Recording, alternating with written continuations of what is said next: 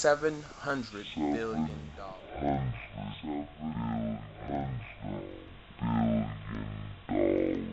Farce.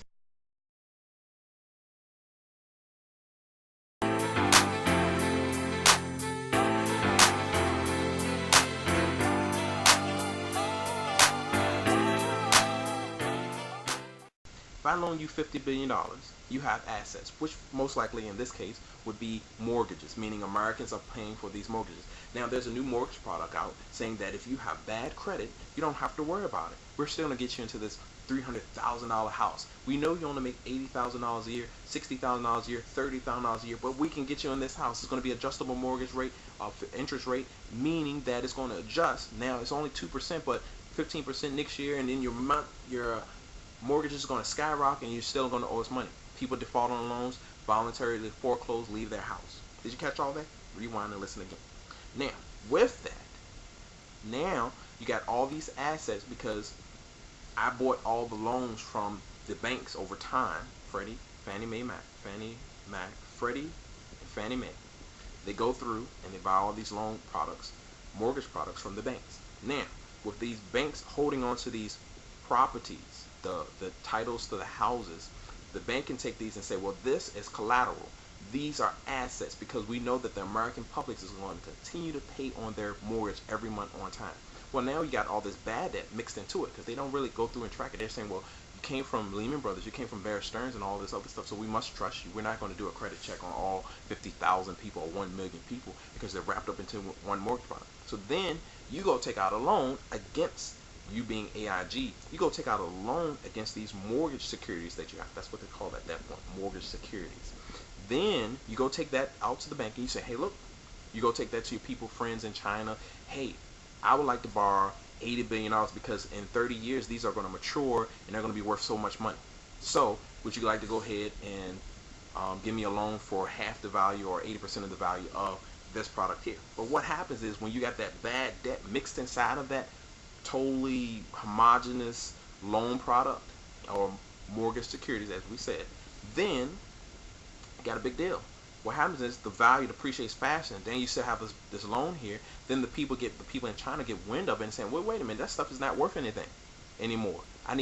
We need to speed up these loan process, because thinking about it, if this was to happen between two companies in America, they know that, hey, wait a minute, AIG, this is the news part, AIG owns a whole bunch of different products or assets. They own insurance, they own houses, they own they have money stashed away in Swiss accounts, all this other stuff. So you're telling me you don't have the money to take care of this debt that you've ensued?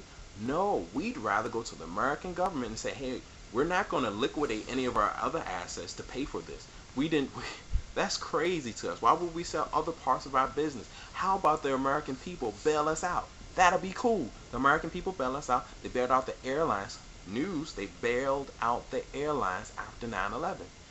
Then who's next? The automotive companies, the credit card companies. Who else? There's bad debt everywhere. Uncle Sam, which is the American people, is going to take care of it. Is that what we want to do? But what's the bigger issue? What's the bigger crisis? Is there a crisis? What's happened? What's this dire tragedy that could have happened if we don't take care of this? Oh, that's right. Those people might have to file bankruptcy because they don't want to touch the other assets they have. Now the bankruptcy judges, will be able to restructure their debt and say, well, look, we're not going to touch these other securities because these were separate companies. We're not going to force you to sell your other securities, your other assets to cover these loans to foreign companies, foreign countries, and foreign paper products. What we're going to do is say, hey, look, go to the American government. You see the problem with that? Let's put it in layman terms. You own a house. You own 2 houses. You own 3 houses. But you're also in the car business. So then you start taking your cars. You go into the auction place. And you get the car notes for all your cars that you own. And you take the pink slips up to the bank and say, I want a loan against all these pink slips.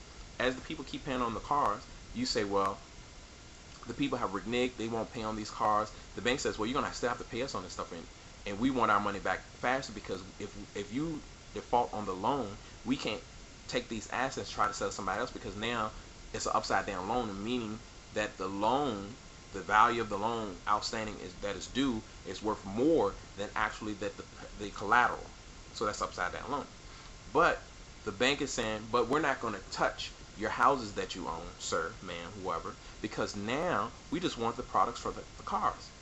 But in the real world, they would attack everything you have. But why are they not doing that on Wall Street? Think about that. So, is it really scare tactics going on right now? Or is it really something happening that can really mess up the American way of life? I think it's scare tactics. But what's your opinion?